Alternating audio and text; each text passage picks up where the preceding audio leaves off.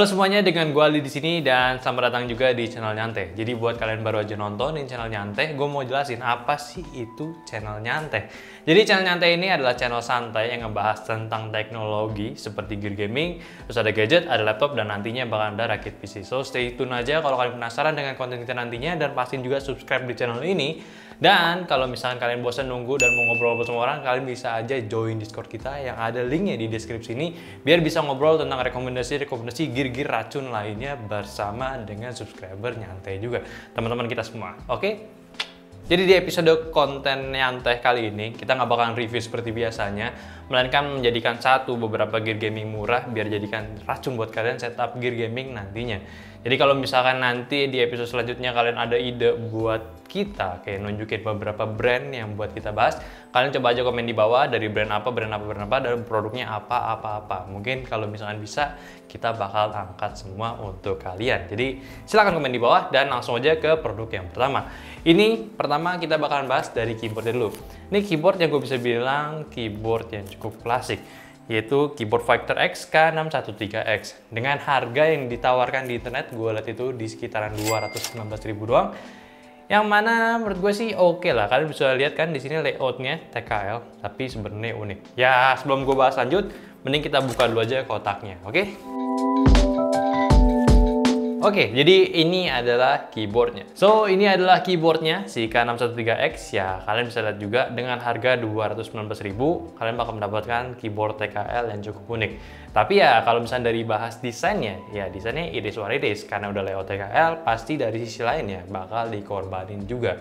Ya, pasti yang paling kelihatan di sini di bagian quality-nya. Ya itu gue bakal bahas nanti, tapi gue mau bahas soal unikan dari desain si layoutnya ini. Jadi si K613 Factor ini, dia memiliki desain TKL, tapi dia ini berbeda di bagian sisi kanannya. Yang biasanya itu ada modifier, ini diganti modifiernya menjadi numpad. Jadi di sisi kanannya ada numpad dan juga arrow-nya.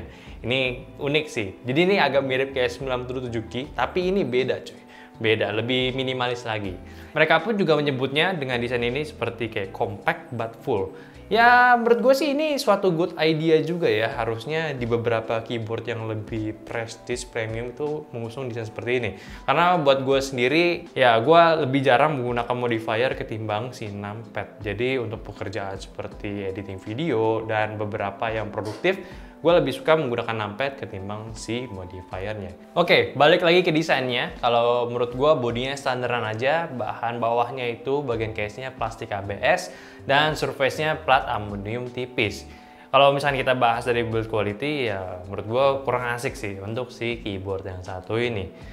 Lalu untuk di bagian detailnya, sisi kanan atasnya ini terdapat LED indikator beserta nama keyboardnya. Dan kalau kita balik lagi, di bagian bawahnya ini ya polosan aja dengan satu kaki peninggi. Kita bahas ke bagian spesifikasi dari keyboardnya ini. Yang pertama pasti dari switchnya. Nah, kalau misalkan sekarang ini banyak yang menggunakan switch mechanical, apakah masih ada gitu yang masih menggunakan switch membran? Nah, gue kurang tahu sih dari kalian tuh ada yang masih pakai atau enggak, tapi di keyboard ini masih pakai switch membran. Switchnya pakai rubber, oke? Dan menurut gue untuk switch membran ini mungkin switch ini agak sedikit outdated ya, jadul gitu ya. Tapi menurut gue dengan adanya si keyboard ini kita bisa lagi flashback ke zaman dulu di mana mechanical itu yang masih mahal-mahal, yang zamannya kelasnya cuma Ducky dan lain-lainnya yang belum ada brand murahnya. Si membran itu pasti jadi pilihan yang tepat ya. Ya, yang paling gue inget tuh zamannya game online Ayo Dance pakai keyboard membran di warnet pasti spasinya itu udah oglek, udah miring, udah nggak lurus lagi. Kalian pasti ngerasain nih buat yang veteran ya. Feel switchnya memang sedikit mushy, agak becek, nggak segagah sama mechanical switches. Nilai plusnya juga kalau kita menggunakan membran switch maksud gue di keyboardnya ini. Yang gue suka itu di bagian lightingnya, karena kan si keyboard ini sudah memiliki RGB.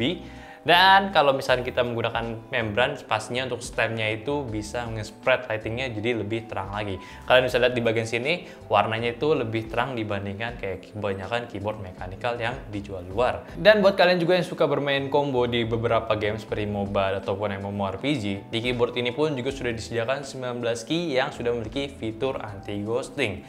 Dan buat kalian belum tahu apa itu anti-ghosting, jadi fitur ini sangat berguna kalau misalkan kalian sering menekan tombol secara secara bersamaan. Jadi semuanya itu tetap ke input, tidak ada yang tidak ke input.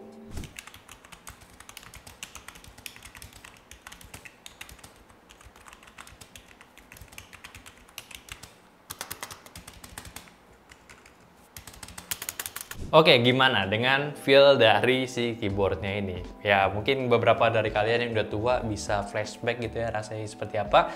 Tapi ya udah, kita kesampingan dulu untuk keyboardnya, kita bahas ke produk kedua biar nggak lama.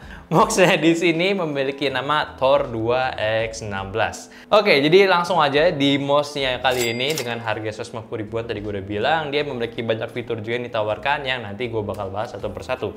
Tapi ya daripada kalian lihat unboxing seperti apa, mending gue buka dulu aja sendiri ya. So ini dia mouse-nya si Thor 2X16. Kalau misalkan kalian bisa lihat di sini, desain bodinya ini sudah memiliki desain ambidextrous. Jadi buat tangan kiri, tangan kanan enak, tapi ya sayangnya ini cuma buat tangan kanan aja. Karena side buttonnya cuma ada di sisi kiri doang. Lalu untuk ukurannya cukup besar dan kalau misalnya disamakan dengan jari tangan gue, ini cukup enak banget buat ngegamnya, apalagi buat palm grip. Udah cocok banget, kalaupun juga masih bisa. Cuma menurut gue di mouse ini paling enak buat palm. Body hitam matte di finishingnya dengan baik juga, jauh daripada mouse gaming 150 ribuan zaman dulu. Ini udah well made banget lah menurut gua. Bentuk bagian depan terdapat semacam grill kayak mobil sport dengan RGB yang nyala ketika dicolokkan ke laptop ataupun ke PC. Selain itu pun RGB-nya juga ada yang melintang dari sisi samping kiri ke belakang bawah sampai sisi kanannya. Dan juga terdapat di bagian logo sama scroll wheel-nya. Tombol yang bisa digunakan totalnya ada 7 dan yang bisa di custom semuanya minus tombol lightingnya. Dan untuk posisi setiap tombolnya pun menurut gue udah pas semua dan gampang diraih sama jari-jari gue. Mouse gaming ini sudah memiliki kabel yang sudah di-braided dengan ukuran yang tipis dengan memiliki panjang hingga 1,8 meter. Lalu kalau kita lihat sisi bawahnya, polosan aja nggak ada apa-apa, palingan PTFE fit dengan kualitas yang cukup standar. Kalau kita lihat dari segi dalamannya, si mouse gaming Thor 2X16 ini sudah memiliki sensor dari PixArt 3519, yang mana ini adalah salah satu low-end sensor ya dari PixArt. Selanjutnya, si mouse ini pun juga memiliki akselerasi di 10G aja dengan DPI dari 200 sampai maksimalnya di 4200 DPI.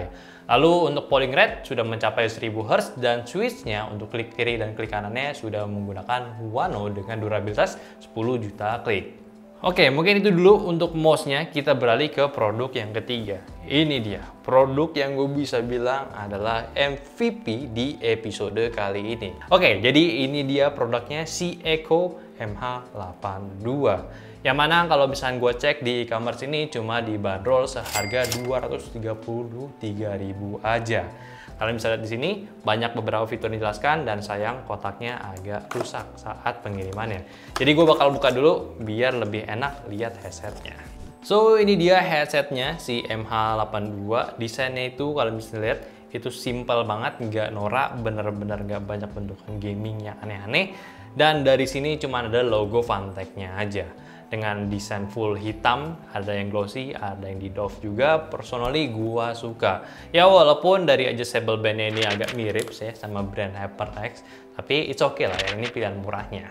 Kita lihat di dalamnya lagi, di bagian headband itu full lapis kulit sintetis foam dan juga di bagian ear cup-nya sudah menggunakan kulit sintetis juga yang bolong-bolong, yang mana tujuannya itu agar breathable, nggak gampang capek saat dipasang di kepala kita. Sejauh pemakaian itu nyaman, enak, dan clampingnya nggak neken cuma untuk di sisi kupingnya, nggak nutup rata aja sih di bagian bawahnya, sehingga untuk isolasi gue nggak bisa jamin ini bisa tutup rata. Kalau misalnya kita bahas soal build quality, secara overall si headset gaming ini udah kokoh lah. Terlihat nggak seperti harga sebuah headset gaming di harga 200 ribuan. Dan lanjut, untuk si headset gaming ini masih menggunakan kabelnya sudah di-braided juga dengan panjang hingga 2,2 meter. Cukup panjang dan multi-platform juga karena ujungnya, maksudnya portnya ini sudah menggunakan jack audio, tidak menggunakan USB. Jadi misalkan kalian mau menggunakan di handphone, di konsol, laptop, dan PC atau mungkin lainnya gitu ya, bisa aja asalkan ada jack audionya. Dan fitur spesialnya lagi untuk headset 200 ribuan, mic-nya pun sudah detachable. Dan di ujungnya pun juga ada windscreen, memiliki kualitas oke juga. Dan langsung aja kita dengar hasil dari mic-nya si Echo MH82 ini. So, ini adalah hasil suara dari headset gaming Fantech Echo MH82. Gue udah dengar suaranya seperti apa, dan surprisingly untuk sebuah headset gaming 200 ribuan, suaranya itu keren banget, enak banget. Bener-bener clear, jadi kalau misalnya buat pakai ngobrol itu ya personally gue suka gitu ya. Ya kalian bisa nilai suaranya seperti apa, kalau misalkan jelek ya kalian jelasin aja jeleknya kenapa. Cuman buat gue ini keren. So itu barusan suara mic dari headset gamingnya, jadi mungkin itu dulu kita bakalan setupin ke meja gue. Kalian bakal lihat apakah keren dari gear gaming Fantech kali ini dijadikan setup gaming kita. Ya kalian stay tune aja, jangan kemana-mana. Let's go.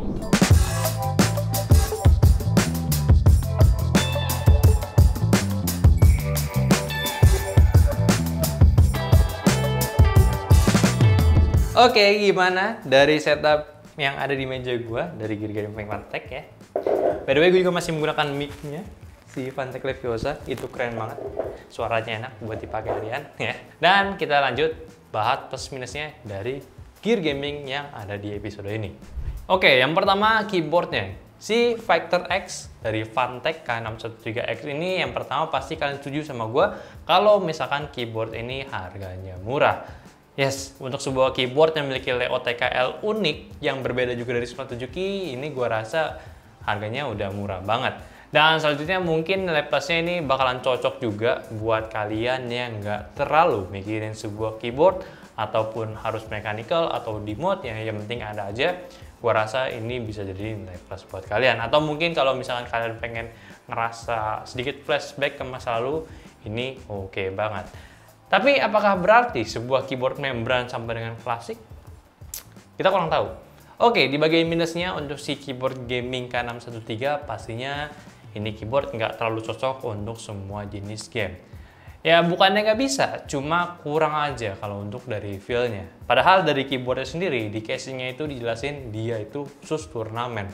Mungkin turnamen Ayoden selama kali ya, bukan turnamen sekarang.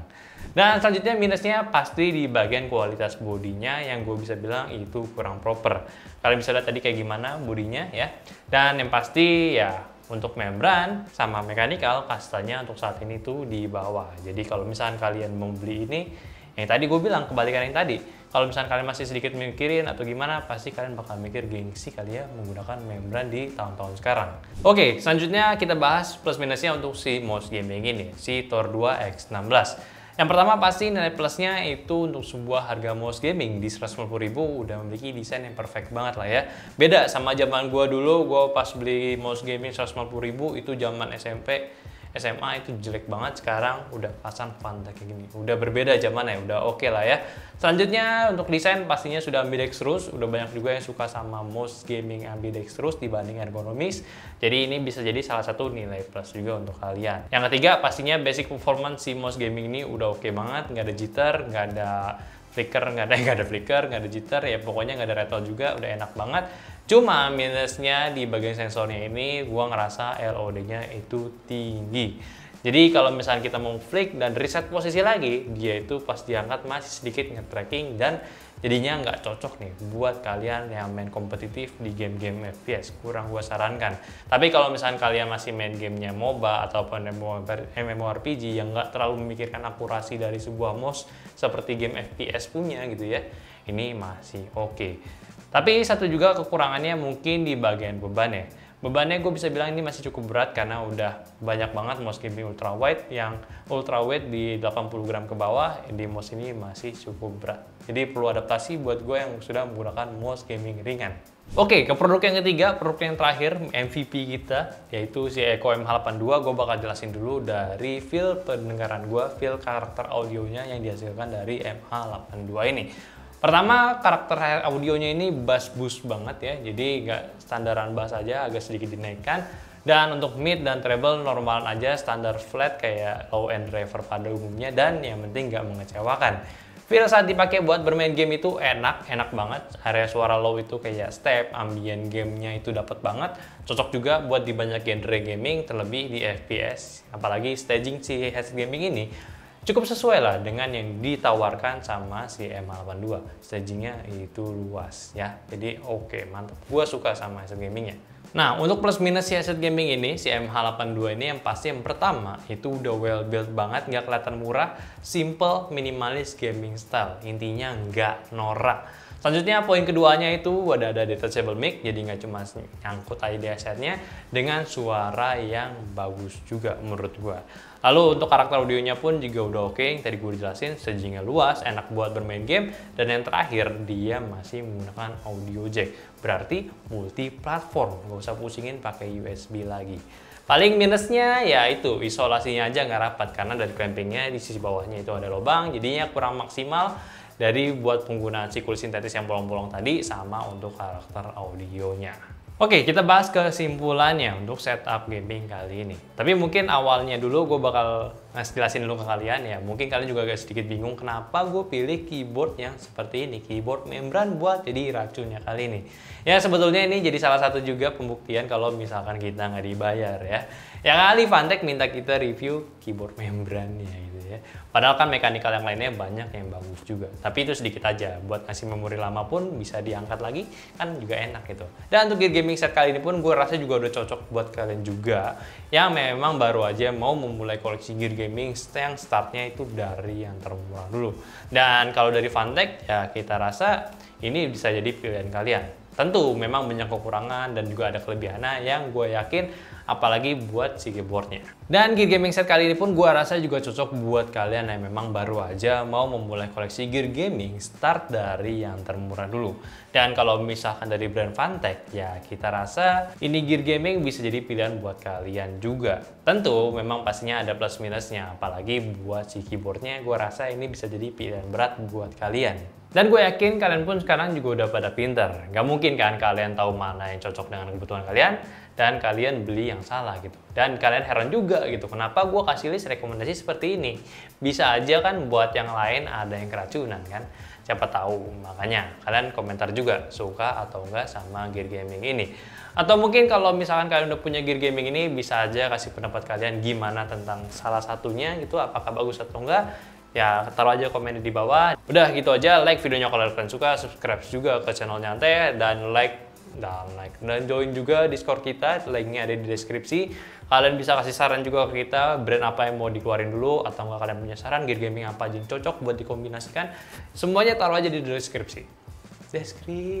Komen. Ya, itu di komentar. Oke, udah gitu aja. Daripada banyakan bacot, ada gua Ali di sini. Sampai jumpa di video Nyantai selanjutnya. Bye bye.